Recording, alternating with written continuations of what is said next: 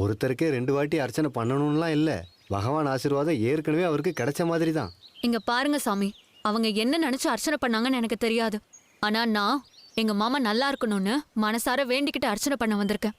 நீங்க போய் அர்ச்சனை பண்ணுங்க. சரி, பண்ணிடுறேன்.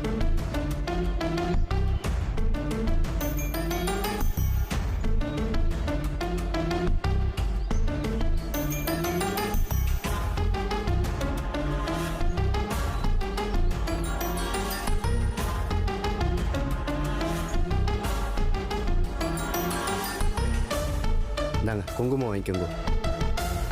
உங்க அர்ச்சனை கூட. என்ன டீச்சர், இந்த பொண்ணு உங்களை ஒரு மாதிரியா பாக்குறா?